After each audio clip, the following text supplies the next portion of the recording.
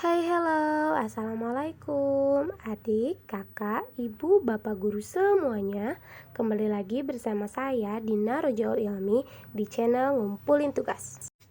Oke, tugas kali ini dari mata kuliah Perlindungan dan Pemberdayaan Hak Anak dengan dosen pengampu oleh Ibu Chandra Asri Windarsih, SHMPD.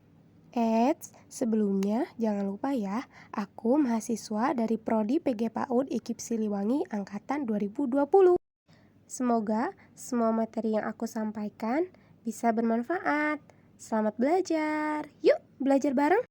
Untuk materi kali ini yaitu prinsip hak anak dan perlindungan hak anak akibat perceraian orang tua. Adapun materi pembahasannya mencakup 1. Prinsip-prinsip hak anak, 2. Perlindungan hak anak, 3. Prioritas utama perlindungan hak anak, dan yang keempat ada studi kasus. Tahukah kamu, dalam sidang umum PBB pada tanggal 20 November 1959, PBB memproklamirkan deklarasi hak-hak anak.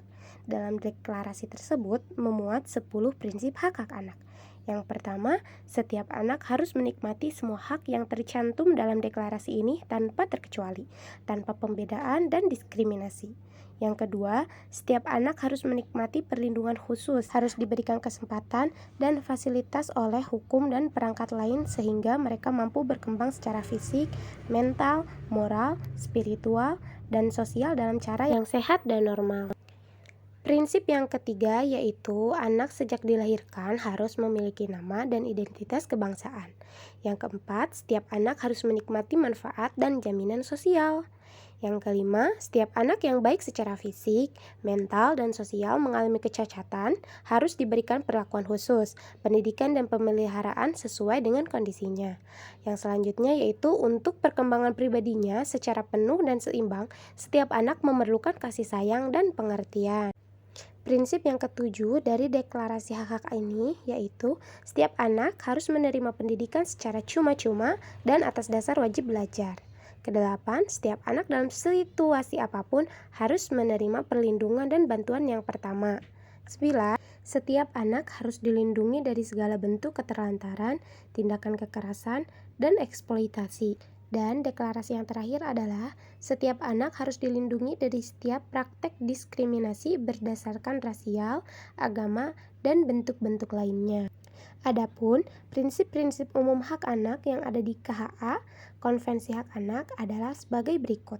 Prinsip pertama adalah non-diskriminasi, yaitu tidak membedakan setiap anak serta memenuhi kebutuhan anak disabilitas. Prinsip kedua, kepentingan terbaik bagi anak juga menjadi prinsip penting yang harus diterapkan. Misalnya, di tengah pandemi ini banyak orang tua yang ingin bercerai. Dalam hal ini, pihak pengadilan perlu meminta pandangan anak terkait perasaannya. Apakah sudah dipertimbangkan? Lalu, prinsip ketiga yaitu menghormati pandangan anak. Ini sangat penting karena anak memiliki hak untuk memberikan pendapat terkait hal yang mempengaruhi mereka. Misalnya, Dinas Pendidikan dapat membuka ruang diskusi secara daring bersama anak untuk membahas harapan mereka dalam penyusunan keputusan terkait masalah pendidikan di tengah pandemi ini. Untuk pembahasan selanjutnya yaitu perlindungan hak anak. Perlindungan anak adalah segala kegiatan untuk menjamin dan melindungi anak dan pemenuhan hak-haknya agar dapat hidup, tumbuh, berkembang, dan berpartisipasi secara optimal sesuai dengan harkat dan martabat kemanusiaan, serta mendapat perlindungan dari tindak kekerasan dan diskriminasi. Pembahasan selanjutnya yaitu mengenai prioritas utama perlindungan anak. Mengenai tanggung jawab negara, pemerintah dan pemerintahan daerah dalam Undang-Undang Nomor 35 Tahun 2014 diatur dalam beberapa pasal yang diantaranya mewajibkan dan memberikan tanggung jawab untuk menghormati pemenuhan hak anak tanpa membedakan suku, agama, ras, golongan, jenis kelamin, etnik, budaya, dan bahasa, status hukum, urutan kelahiran, dan kondisi fisik dan atau mental, serta melindungi dan menghormati hak anak dan bertanggung jawab dalam merumuskan dan melaksanakan kebijakan di bidang penyelenggaraan perlindungan anak. Selain undang-undang ini memberikan kewajiban dan tanggung jawab kepada negara, pemerintah, pemerintahan daerah, dan masyarakat, undang-undang ini juga memberikan kewajiban dan tanggung jawab kepada orang tua dalam hal perlindungan kepada anak, dengan mengasuh, memelihara, mendidik, dan melindungi anak, menumbuh kembangkan anak sesuai dengan kemampuan, bakat, dan minatnya, mencegah terjadinya perkawinan pada usia anak, dan memberikan pendidikan karakter dan penanaman nilai budi pekerti pada anak. Karena pada kenyataannya orang tualah yang paling dekat dengan sang anak dalam kesehariannya, yang secara langsung memantau pertumbuhan fisik dan psikis sang anak dan memantau pergaulan keseharian sang anak. Pembahasan selanjutnya yaitu studi kasus. Salah satu masalah perlindungan hak anak yaitu anak dari korban perceraian orang tua. Dari perceraian orang tua, ada hak-hak anak yang terabaikan. Karena perceraian ini, anak terkadang tidak diberikan hak untuk memilih dengan siapa ia tinggal.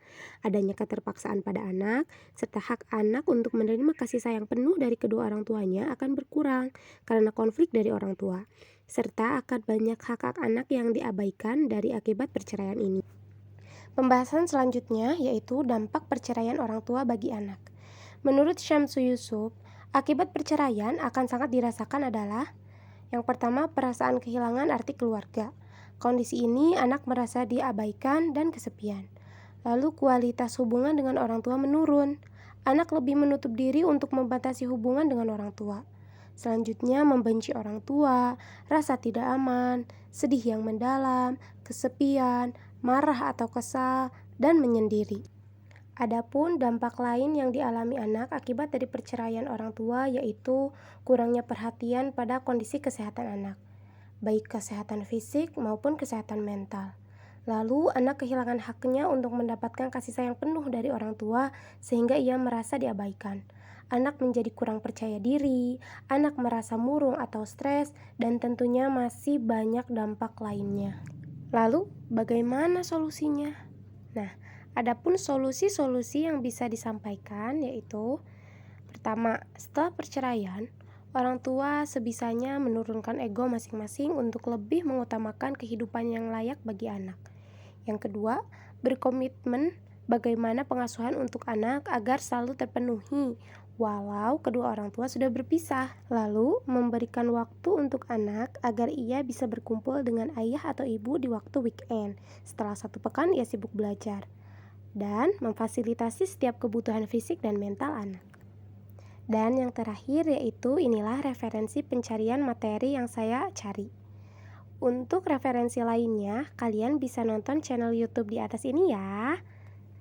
Begitulah pemaparan yang dapat saya berikan. Semoga apa yang telah saya paparkan dapat bermanfaat. Mohon maaf bila masih banyak kesalahan. Sampai ketemu di pemaparan materi yang lainnya. Terima kasih semua. Assalamualaikum.